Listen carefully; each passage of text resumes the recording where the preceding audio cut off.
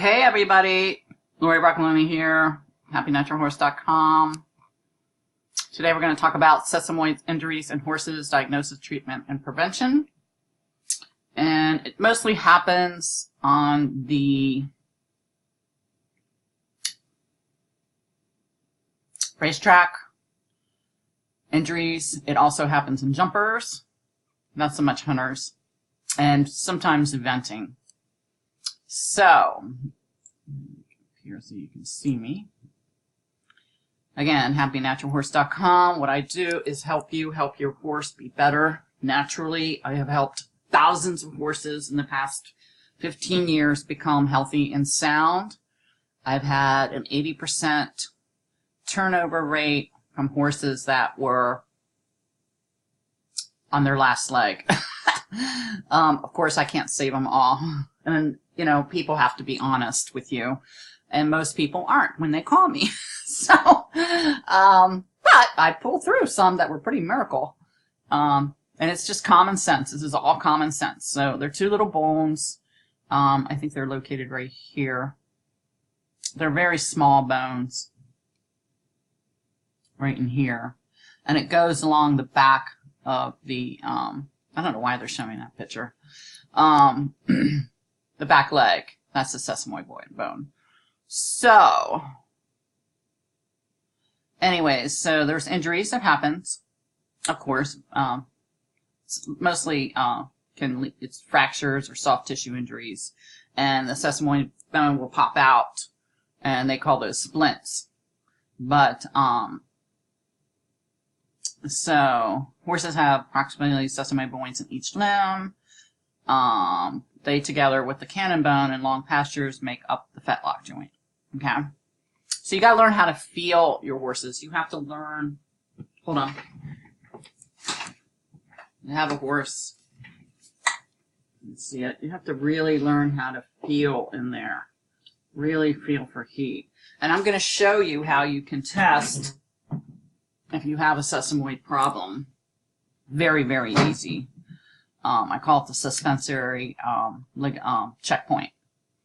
I'm going to show you that in a minute. So, sesamoid bones have a really hard time because they don't have the blood supply, which is true. They don't, and they don't have any muscular around them that can be lent blood supply. So they don't have a protective tissue covering the bone. So both blood supply and, I can't say this, or help bones heal. So without them, the sesamoids are basically left to their own. So what goes wrong is it's overstressed by being overworked, running in deep mud. Let's see, they do this, and they said when sesamoid fracture, they do so in 3 ways. Mid-body, basal of the bottom. So it can happen anywhere on the bone, top, bottom, or middle. You can remove the fragments. It's very expensive, invasive surgery. Doesn't need to be happening. And limiting factor regarding prognosis depends upon the sensory involved and how much the sensory branch attachment is involved. If the sensory is damaged as well, your prognosis goes way down. So you might have horse down. Mid-body compound breaks through the skin fractures. You have to go night-nights. But they say you can fix those. But that's a long haul. But they've done it successfully. That's expensive. Some people are putting screws. I've seen horses with screws. The best way to prevent the fractures completely is to give the Big Sky minerals. That is your best bet. Unfortunately, a lot of the fractures are euthanasia. So to prevent this heartbreak, make sure when you're breeding your horse is totally mineral balanced, and that she's on the Big Sky minerals, because if she's not balanced in her system, in her body, then what's going to happen is you're going to have a weak foal with weak bones, because it's going to be passed on to the foal. So it's important that you make sure that your mare that you're breeding to produces a nice, healthy foal. And that's why the Big Sky Minerals was made, to produce healthy foals. And we've never had a complaint by anybody. We've had more vets say, I don't know what you're giving this mare. That's the healthiest foal I've ever seen in my life. Most horses that are on the Big Sky, the mares that do have foals, have a very low death rate, mortality rate. So, anyways, so definitely want to feed your horse Big Sky. If you're worried about if you're hardworking or horse, you definitely want to build those minerals back into the horse.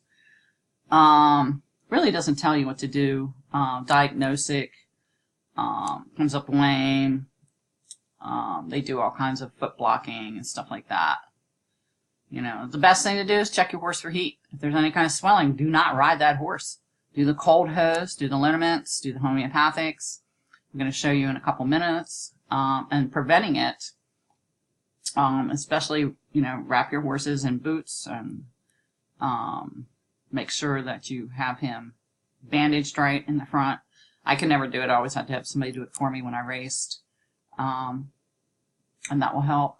Definitely the Big Sky Minerals, not on a commercial feed. I would not do a commercial feed.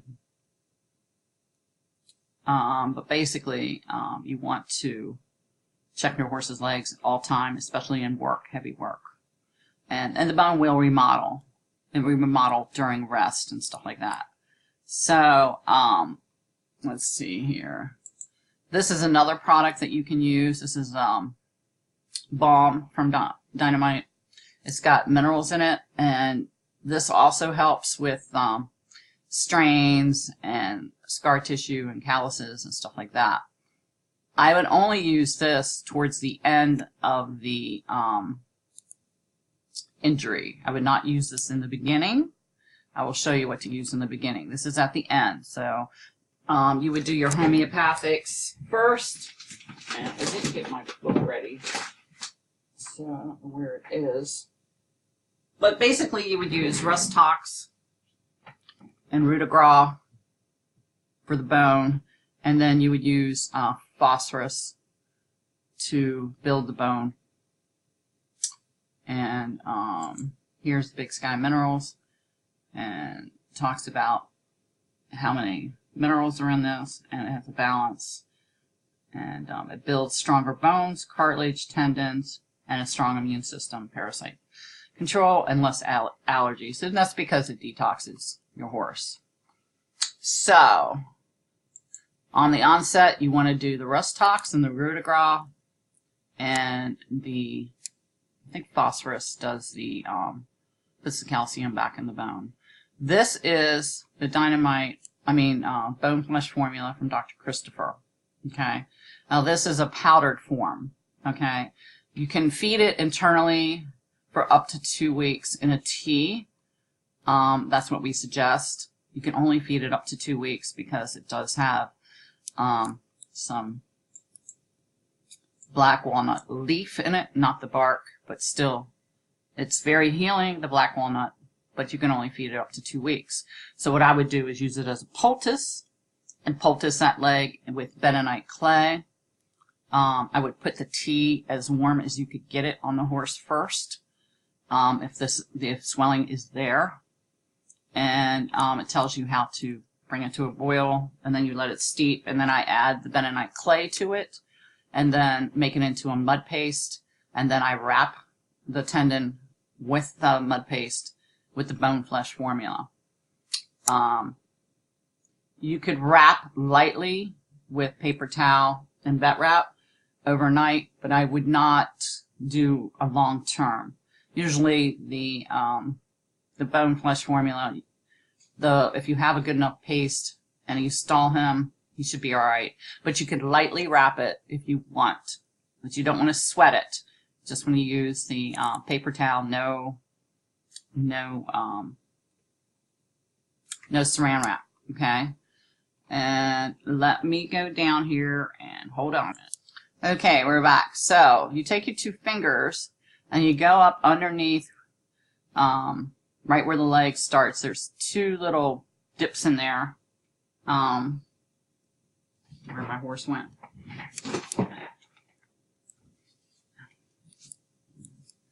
I don't know if you can see it, but it's underneath this part where my fingers are. That's, you want to, there's a little dip there. This way. A dip there. And you want to take your 2 fingers and you want to push up in there. And when you push up in there, the horse is going to buckle. And if he buckles, you want to check the leg from the knee down. It's never, ever failed me. Okay? Never failed me. So you want to check that. And usually when a horse buckles, when you push up in there, there's something below the knee that there's an issue with it. Every time I've done it, the horse's legs were swollen. They had heat in it. Now you can use, that was SMZs. I was looking for the homeopathics to use. It tells you what to do. Hold on. You got some. MSM helps too. For bow tendon setting them, we use the Life Force products, the herbs. But for a sesamoid bone, you want to use,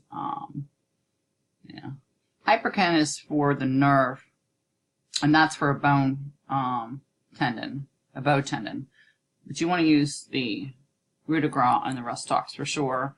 And I think it's the phosphorus that is for building calcium on your horse. Let's just hold on here. Okay, so phosphorus, homeopathic, and don't let the little pills, fool you. They pack a punch. As calcium phosphate is a major component of the bones. Main use is for detergents or whatever, but the homeopathic remedy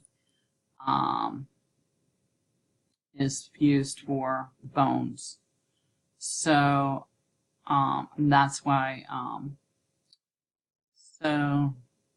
It does all kinds of things, but it's great for sprains, wounds, and building the bone.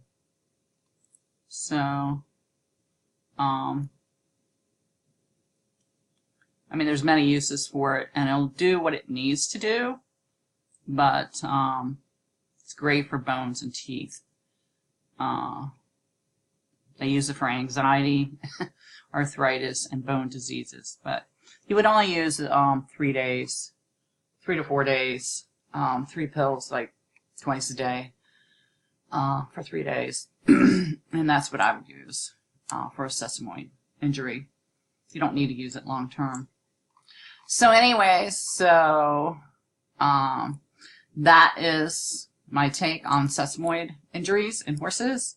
I'm not treating them. I'm just saying that this is a natural way that you can help your horse become sound.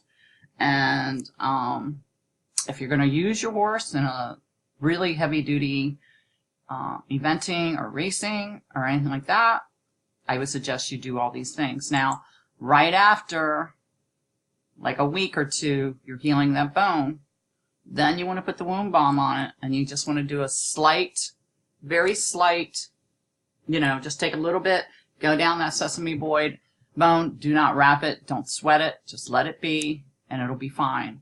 And you only need to do it like 1 or 2 times. You can also use my deep tissue oil, but it's not really necessary. The balm is going to do it more than this deep tissue lotion. And then having the Dr. Christopher bone flesh formula. Okay, hope this helps, and have a great day. And like this product, like the video, share it, and subscribe to my channel so you keep updated. Okay? Bye. HappyNaturalHorse.com.